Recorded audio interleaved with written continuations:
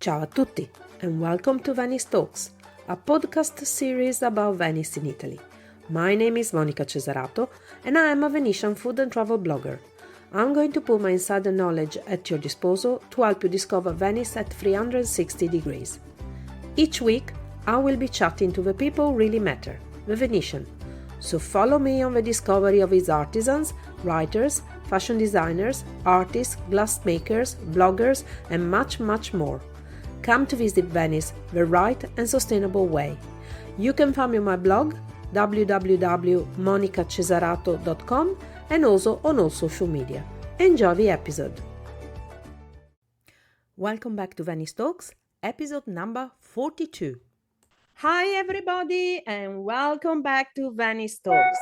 Today we're gonna be talking about charity, Venice and women, and we're going to do this with the people from Women for Freedom, and in the name of Sara Memo, who is the project manager, and Elena Ferrarese, who is the communication manager of the organization and also the director of the series of events that is called Women for Freedom in Jazz.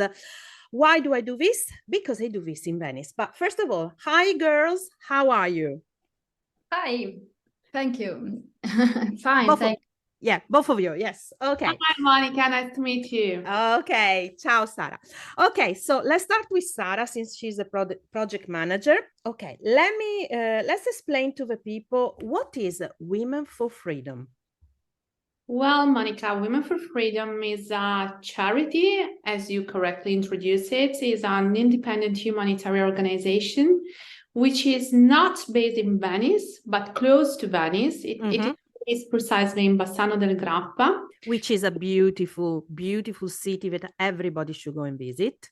I agree with you. It's very fascinating city, and it is located 70 kilometers from Venice. So a day trip can easily be organized.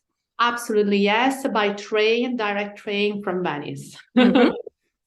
And this is an organization that it is focused its mission on women and children, and specifically it is focusing its operation on several thematic dimensions, namely the support to the schooling of marginalized girls that are fighting to release themselves from very bad phenomena such as human trafficking and marriage and inclusion. Then we are working very much in the self-generation of income for women through microcredit, for instance.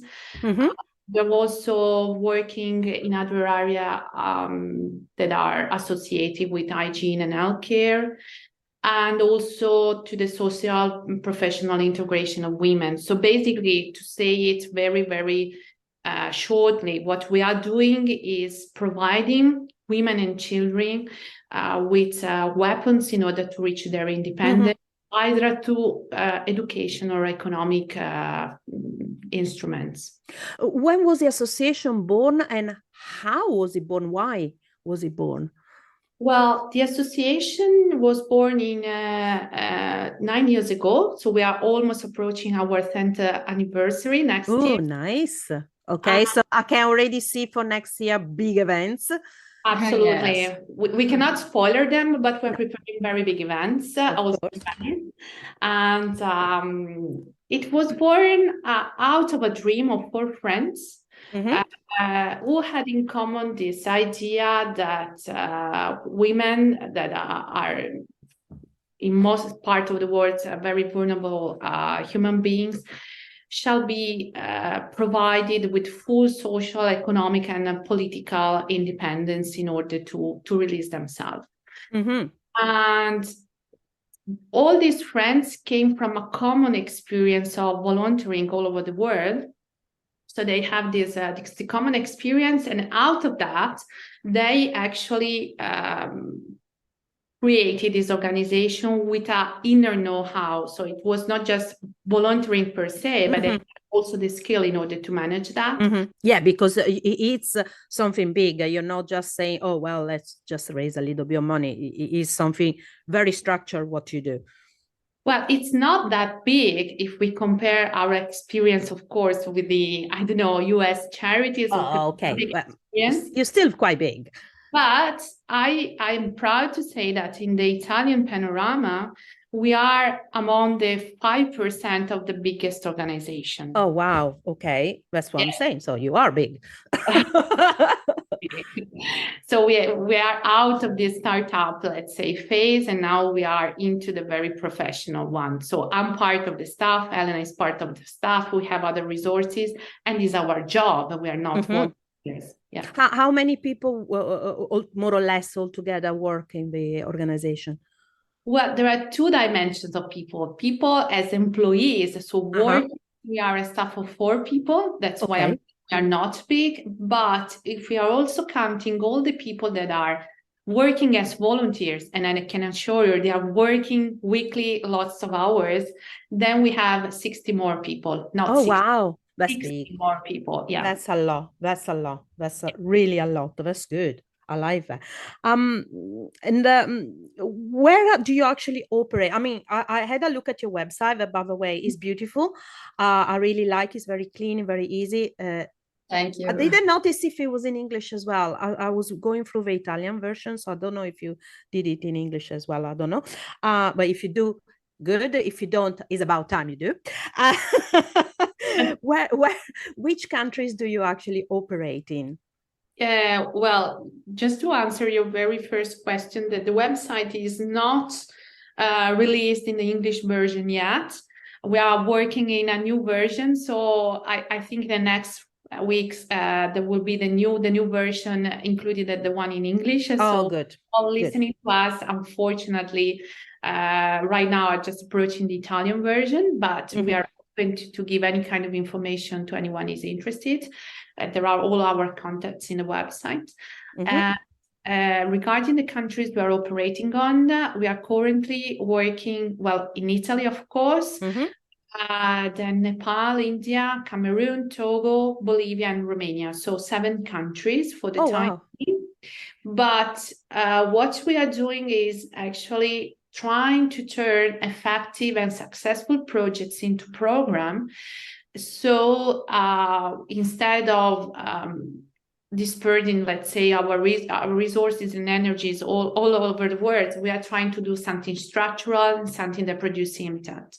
So right now, we have been implementing over 100 projects and supporting over 30,000 beneficiaries. Wow, that is a lot.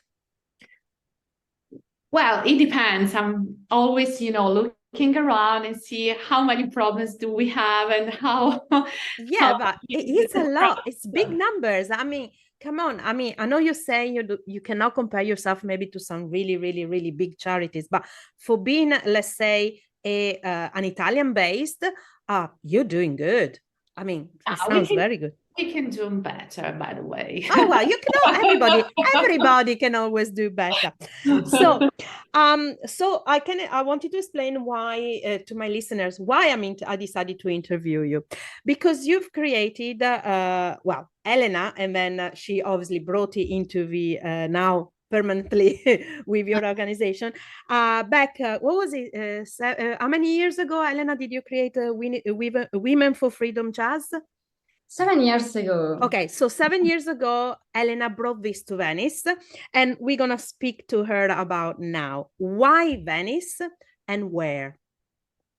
Well, I lived in Venice for 15 years, and 7 years ago, Paola Cori, owner of Hotel Carton on the Grand Canal, Venice, in front of the train station, me to organize a jazz festival on the amazing terrace of her hotel. She knew my love for jazz music and my little musical past. I was a singer and amateur musician. I didn't know this, Elena. Oh, what I'm discovering now. In the past. Oh, okay. Then you're gonna have to do some singing. Don't worry, we reserve it to another episode. So I didn't know this. Okay, so and then you spoke to her, and Yes, in the meanwhile, I had met Davide Parise, co-founder of Women for Freedom Association, and I had appreciated a lot the association's way of working. And it was natural to me to put the two things together. I like the idea that the best Italian jazz singers would sing to help women living in state of emergency in the world. Paola Cori immediately fell in love with my project. And this year we are already at the 7th edition. Okay, so I really like, I like the idea that you came up, and I don't know how many years now I've been coming to at least one of the concert. I think at least 4 or 5 must be. What I want to know though is, what I liked first is, one, you mainly and only, and correct me if I'm wrong, only have women singers. Am I right? Yes, the voice, but Yeah. but there are a lot of talentuous musicians. Oh yeah, but the singers are usually women. Okay. Yes. And I really like that, and I like them because they come from all over, and they go all. I mean, they're all just singers, but they all go their own different styles, different swings, moods, and whatever. And talking about not having switched off the thing, sorry, just 1 second, because I didn't switch off my WhatsApp. Okay, so I was saying, and another thing that I liked is the fact that you do it all throughout the summer. How often do you actually do it? Yes, every Thursday at in the evening, night evening. Since June. From June to September, yes. Yes, the next. The last was at the 7th of September with Boschiero. Okay. And usually with the evening, people come, they sit down, they enjoy a beautiful meal at the Carlton that changes practically every time, and it's very good. And then they just enjoy the music. And most of I assume most of the money goes into charity, or is it just to bring awareness? How does it work? When the festival finished, usually the hotel just a minute, come posso fare un altro give us a donation. Oh, okay, yes, okay. Yes. That is, I have to say, because I'm very much thankful to Paola Cori, which is much more than what is collected through so she's very, very generous in that, and she's very much supportive. Apart from the location, it is brilliant because you're on top of the Canal Grande, so you get to see a beautiful view. And I know, because I've been the days when it actually rained. When it rains, you have a beautiful location downstairs anyway. So the concert is pretty much always assured, right? Because I remember once we arrived and we were totally drenched, and I couldn't wait to have the cocktails at the hotel. I think it was about 5 years ago, something like that. Okay, back to, unless you want to say something else, Elena, otherwise I'll go back to Sara. Oh, can I just add a little thing about the festival? Absolutely, yeah, of course. I would like to say and to thank publicly Paola Cori in all the years, the staff of the and hotel. All the staff, of course, and can I add? I would like to thank the maître and the sommeliers there. Because they're very nice. Everybody, because we have the whole hotellerie machine that is actually supporting us from the very first press conference until the last night, providing brochures and all the information about the organization and telling people on how they can help. So everybody is very much engaged with this initiative. But I would like to say a couple of things. The first one is that in all the years, we have been collected, very proudly, I admit, almost 30,000 euros. So that she's very, the Carlton Hotel is very much supportive and generous.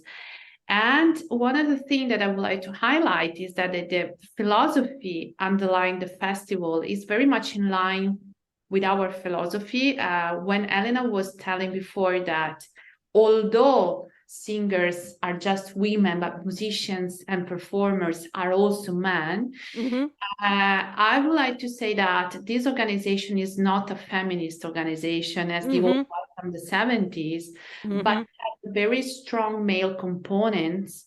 And so, for instance, in our board of administrators, the majority is men, which is a very peculiar thing vis-a-vis, the other organizations working in gender issues, because and founders are also men, because what the message that they would like to promote is that we need to undertake a cultural revolution, so to say, and men should be part of it, because the inclusion of women is not just a women affair, but is a societal affair. So everybody should be engaged in that. And that's why also Elena decided to involve in the performer and in all this stuff, preparing the festival, lots of men and boys and young men. So absolutely. I mean, revolution starts with education, simple as that. I mean, if we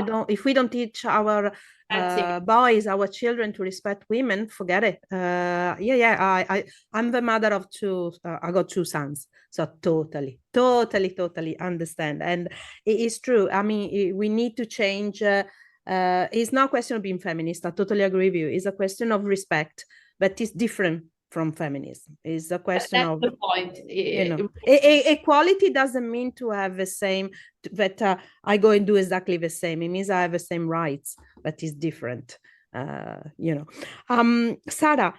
can you talk about some of the projects, maybe the most recent or the one that you're most proud of, or the most interesting ones, or whichever you feel you want to talk about? We have so many projects that it is actually very hard for me to pick. But I have to. So I would like to talk about two projects that are very close to me, because I nurture them and because the impact of the projects has been going much beyond what we expected. So I'm proud of them as part of, of the staff implementing the projects. So the first one is a project that we are having in Bolivia. Actually, it's the largest project that Women for Freedom has been implementing so far. And it is called Trampoline. Trampoline in Spanish means sort of leverage, so to say in English. And it's a center that we are building from the very beginning, so from the foundation, the constructions, from the construction to the content with the staff and everything is necessary in order to, support the center and develop it. And it is actually meant to include young girls that are part of the human trafficking. Bolivia is one of the countries of the world which is sadly one of the most affected in this phenomenon. Really? I didn't know that. Okay. Yeah, there are many girls that are actually, this is sad, but this is the reality, that are sold by their own families. So can you imagine a mother that is selling his own daughter? I mean, I can imagine how desperate they might be to do that. Well, yes and no. I mean, I don't sound cynical, but this is a culture. Is part of a culture of the. I mean that's coming from very difficult backgrounds. That's what I'm saying. So and so human life has basically no value. Your commodity, so to say, as drug and whatever. So they are selling these girls in order for them to raise an income, either by prostitutions or also, which is even worse, because of course you die out of it, to sell organs. Oh, wow. So, Okay. so these girls, actually, we are doing a project with a local partner there, in order to release these girls from human trafficking and supporting them in a process of reintegration. But the interesting thing is that what we are doing and learning there is something that we can also transfer to other countries affected by the very same phenomenon, such to say Nepal, for instance, because human trafficking has the very same patterns. So that is a project that was born in order to answer to a very urgent need. But while implementing it, we are approaching the end of the second year of implementation, and the project will end in June 2024 and 2024, pardon me. We are really learn a methodology on how to involve from the bottom, from the very grassroots part of the society, everyone, in order to be engaged to, stop this problem. Of course, we are doing it with very small numbers. Mm-hmm. Solutions start with very small things.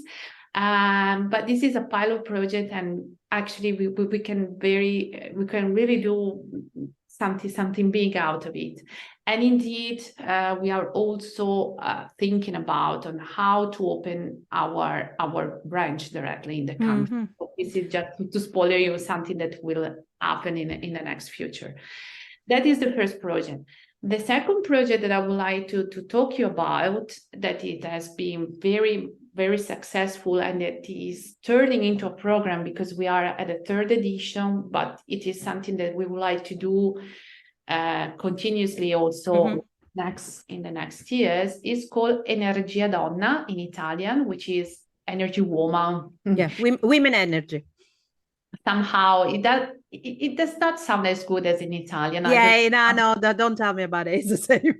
When I had to translate my book. So, yeah. That project was born as the first project we did in Italy, because Women for Freedom was born as an organization working in cooperation, so in developing countries, and it was born during the lockdown. So in Italy, we experienced a very sad phenomenon during lockdown, because domestic violence explodes, and we have the 70% of calls to the violence center. That was 70% more than the year before. So women that were standing in their own houses were actually in jail, no? Yeah, of course. Yeah, it wasn't just Italy, it was pretty much everywhere in the world. But yeah, I know in Italy it was really bad. Representatives of our board were very, how can I say, upset by this. And they were actually thinking what we can do now and fast in order to release these women. And they say, okay, but anything we can do is totally ineffective without economic independence. And this is how the project started. So what we're doing is organizing through our own expenses. So I'm the one that is in charge of, finding money in order to do that, to be very... You're the economist, the accountant. A lot of things, because the organization is small, so every one of us has a lot of roles, but this is part of the thrilling aspect of our job.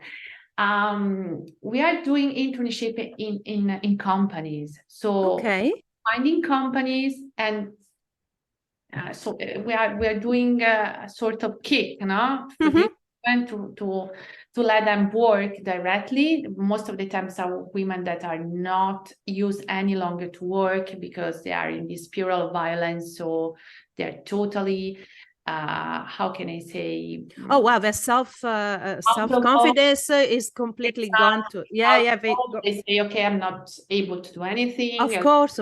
Yeah. It's a path to destruction on your own. Exactly. So what we're doing is actually finding the right company, which it means not only a place where they can do something they are potentially able to do, but something that they can reach. Yeah. Also, how can I say, they can work in times where they can do that. For instance, if you have children by the time they're at school, something like that, very practical. Well, let's say companies that kind of are in sync with what your idea of a woman should be. Exactly. And so this is an experience that we are promoting in order for them to, come into the real world and experience directly themselves into the labor market. And the very interesting thing that came out of this project is that, first of all, almost 70% of these women, after this experience, which normally lasts from 4 to 6 months, were able to re-enter the labor market, not necessarily in the company where they did the internship, but they found somehow the self-confidence and the strength in order to be able to, do other job interviews. Yeah, they found their skills, they understood so they understood that they were the value of themselves. Exactly. And then the unexpected impact that we have is that also companies were sensitive to the cause, because companies were just, focused on producing profit and totally out of this social world. They were sensitized indirectly. So lots of companies participate into the project. So far, we have been developing almost 50 traineeship. So cool. That's a lot. Okay. For our size, of course. They become supportive of Women for Freedom. Cool. So we did fundraising without doing fundraising. Yeah. That's a great thing. One thing I wanted to ask you, Sara, that is not on the questions that I've asked you on the list I sent you, but it came up to me listening to what you were saying, talking about the first project you were talking about with Bolivia and so on. You obviously you're talking about a serious issue, slave trafficking. I was wondering, how hard was as an organization, how dangerous it is for an organization like yours to get involved in something like this? Because we're talking about messing about with people making money. So how hard is it? Well, I mean, this is not hard. This is something that is borderline with losing your life. I mean, that's why I'm asking you. Yeah, that is a very smart question, and this is how actually the most urgent problem we are experiencing. So how was it possible to do this project? It was possible through our partner. Indeed, we think a lot on how to implement it, because basically what we are doing is going and taking out the source of income from, criminal organizations. Of course, exactly. And then I'm pretty sure they corrupted most of the governments as well. So it's like going to a pusher and stealing his drug. I mean, exactly. It's to be very, very concrete. Yeah. We did that because the organization that we are having as partner in Bolivia, and that actually will support us in this dream of opening a local branch there, is affiliated with Catholic Church. Okay. In a certain way, we are having sort of a diplomatic passport, so to say. We're having this shield of protection, so we do something because we know that we cannot be touched. Okay. Because I when you were saying those things, I was thinking, how do they manage to do that? Because you literally are dealing with a hardcore criminals. We're not talking about your petty criminals, we're talking about big worldwide organization, so and also having this shield, we need to be very, very much careful. So that's of course. why I'm saying the project is interesting, because we are nurturing the grassroots participation. So for instance, a bartender who sees something in his normal life is not seeing anything and is not telling anything, because he knows that he cannot walk alive out of his bar, of course. Of course. Through small signals, he found out that he can really change the life of these girls there are codes of communication and all this stuff. But if everybody is doing a little step, just a little one, not bigger one, change can be made.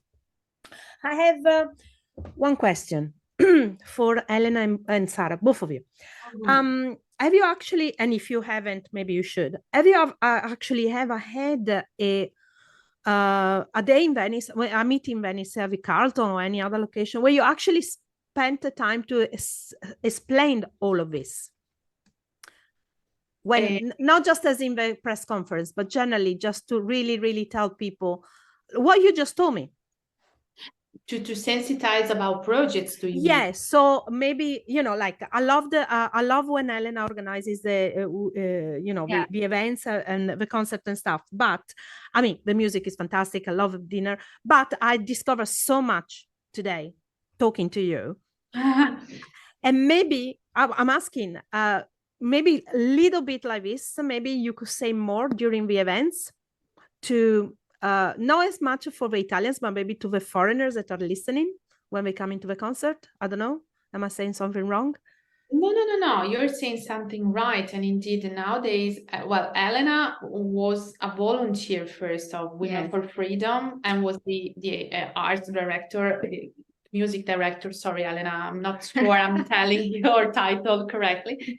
And then from this year, she's part of the staff. So we actually, since she has these two hats, we were thinking on how to promote the festival, but at the same time improving the sensitization. Yeah, the awareness, create awareness. And because so, what you just told me now, I was, I mean, even by looking at the website, I didn't get it. It's so much more what you just said. You know that, and indeed, Elena has this very hard role in communicating better what we are doing. And indeed, she had prepared sort of elevator speech, a very small speech that each artist does before performing. So she's giving from this edition of the festival information to the artists to present Women for Freedom and also projects in order to improve also the message that we would like to broadcast. Yeah, because it's very important to create awareness, because at the end of the day, that's all it is. I mean, and also with social medias nowadays. So girls, how can people support you? Well, we are very, very open and also always in quest of supporters because the organization is growing very fast. So activities are just blooming every day, and we need help in order to implement them.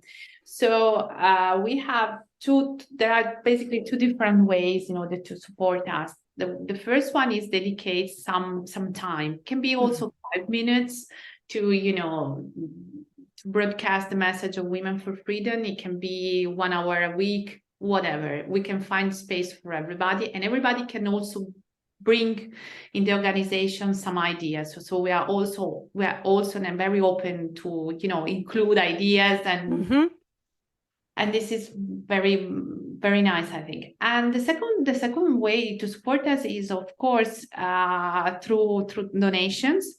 But what I would like to tell, that this is the new direction that we are paving this year, is that we are also doing something very interesting with companies. We are not looking for donation as the old philanthropic way, just give us something. But what we are trying to do is finding out partners for development. This is what we are doing. And the more national, the better.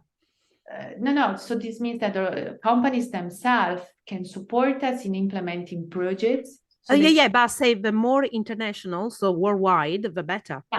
Yes, of course. But we are already working with organizations that are, based also outside of Italy, and especially with B Corp organization. Okay. I know that this is a key word also, especially for US listeners, because what we can do, and we are doing together, is trying to reach together the so-called ESGs, so the Development Goals of United Nations for the Agenda 2030. Especially, we are supporting companies in the process of reaching Goal 5, which is achieving gender equality, Goal 8, promote sustainability, and Goal 10, reduce inequality. Okay. So we're supporting them in their report of impact. There are different definitions for that, but in the final report they are doing every year because they are believing that they can do something that goes beyond the mere profit, but they can impact also on the social dimension, and we are partnering with them. So they are actually supporting us, and we are supporting them by doing concrete things. I mean, the relationship is not just financial per se, but you're not just taking, you're giving back as well. No. We are really cross-pollinating, so to say, each other and exchanging practices. So this is something that I think will be the future, not only for us, but also for other organizations. Elena, where can people find both Women for Freedom and Women for Freedom in Jazz? Excuse me? The social medias, on social, on internet, where can we find both of organization and the series of event? Also, what is the last event that you're gonna hold? What time, where, and when? As you said, in these years, the singers have brought us to the cartoon not only jazz interesting project, but also songwriting, African music, French music, and now also Albanian in the next concert. So I want to invite you to come and listen, Monica. And you can find all the information in the Facebook page of the festival, Women for in Jazz, and this is the bigger channel you can find information on this festival for now. And instead for the organization, the website is www.point.org. Womenforfreedom.org. Okay, Elena, when's the next event? What date? You can find Albanian music with two amazing artists, Ilaria Fantin and Hersi Matmuja from Albania. Hersi represented Albanian in the Eurovision contest. Oh, okay. While Ilaria Fantin is a famous lutist, famous for ancient music. But this project is very interesting because unite ancient music and electronic and innovation music. But what date? Which date? Next Thursday. That is what date? 31 August. 1st of September. 1st of September. Okay, 1st of September. At what time?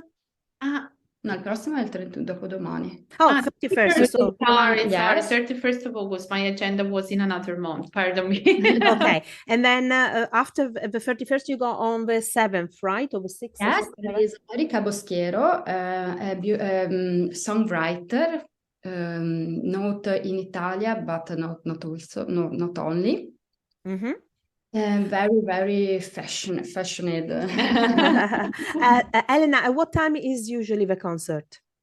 8:30 p.m. Okay, and people need to book, so they need to go on the on the Facebook page, and there is all the possibility to book and everything, right? Yes, you can also call to the hotel. Fantastic. Perfect. Girls, it was so interesting, and I can't wait to publish this episode because it was really, really interesting, and I hope you're gonna do it even longer, not just through the summer, but maybe also some winter edition of Women for Freedom, Christmas edition or something like that. Well, it would be nice, wouldn't it? I mean, it's a beautiful, it's one of the best, I think, series of events that there is in Venice, and is also because there isn't much music in Venice, so that makes it even more special, I think. Thank you so much. Okay, so nice talking to you girls, and speak to you soon. Ciao. Ciao. Thank you. Bye-bye. Thank you again, Sara and Elena, for this lovely chat. You can find Women for Freedom as www.womenforfreedom.org.